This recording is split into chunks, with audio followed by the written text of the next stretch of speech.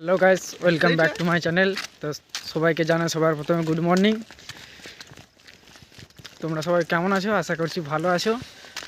এবং আজকে আমি এত সকালে বেরিয়েছি কেন বা কোথায় যাব? এখন ঘড়িতে বাজে প্রায় 6টা। আমরা যাব একটু দীঘা, ঠিক আছে? আমরা কদিন ধরে প্ল্যান করে রেখেছিলাম যে যাব 1 জানুয়ারিতে যেতে পারিনি, 25শে ডিসেম্বরে যেতে পারিনি। তো আজকে হঠাৎ তার জন্য কাজ ছুটি হতে আর চলো তাহলে হঠাৎ আমরা যাচ্ছি 3জন। চলো নেক্সট গাইস, আমরা না হলে চলে এসেছি, বাসের জন্য অপেক্ষা করছি। চলো বাসে উঠে বাগনানে গিয়ে দেখা হচ্ছে। বাগনান পৌঁছে গেলাম, অটো থেকে নামলাম। গাইস, আমার তো রেল লাইনে ভালোই লাগে হাঁটতে। তোমাদের কার কার ভালো লাগে একটু কমেন্ট করে জানিয়ে দিবে।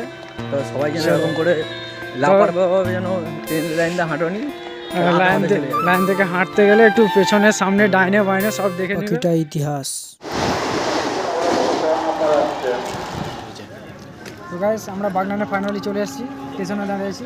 7:30টায় ট্রেন আছে, এইদিকে বাগনান, ওই যে বাগনান, এই যে আমার হাতের টিকিট।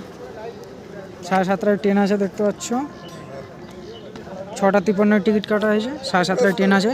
তো ট্রেনের অপেক্ষায় আছি। চলো ট্রেনে উঠে দেখা হচ্ছে,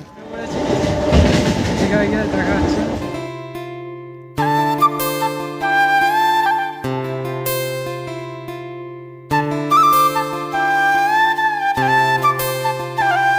তো গাইস, যেতে যেতে হঠাৎ চোখে পড়লো বাইরের সবুজ গাছে ওরা মাঠের দৃশ্য, একটু ভিউ তুললাম। তারপর আমাদের কোলাঘাট যাওয়ার আগে একটা ব্রিজ পড়ে, ব্রিজটা পার করব। এবং আজ আমি দেখব ব্রিজের ওপর থেকে যেতে কতক্ষণ সময় লাগে নদীর ওপারে। দেখতে দেখতে পৌঁছে গেলাম কোলাঘাট, ব্রিজটা পার করেই। তো নদী দেখতে দেখতে মুছে গেলাম। এখন ঠিক প্রায় নদীর মাঝ বরাবর আছি।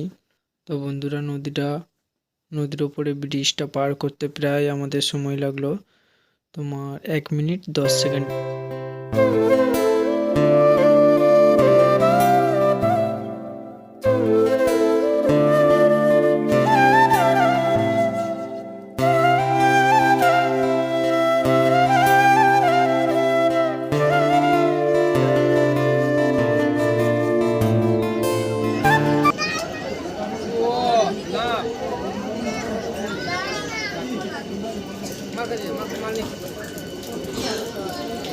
ভালো নাকি? সকাল থেকে খাইনি আর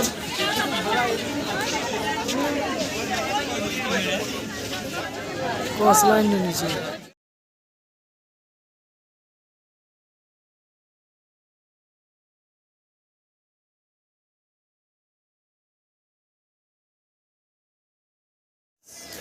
তো আমরা অবশেষে দীঘায় পৌঁছে গেছি। দেখতে পাচ্ছ, দীঘায় এবার ঢুকবো আমরা। তো দীঘার মধ্যে প্রবেশ করছি।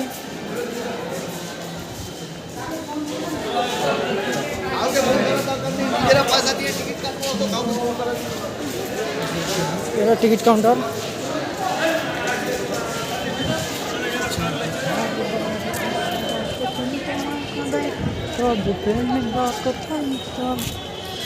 Ticket counter. তো গাইস, চলে এসেছি দীঘা। এবার সমুদ্র সৈকতের দিকে যাব। এখান থেকে টোটো বা অটো কিছু পেয়ে যাবে তোমরা, কোনো অসুবিধা নেই। একদম তোমাদের কাছে সমুদ্রের ধারে বা হোটেলে নিয়ে চলে যাবে। গাইস চলো।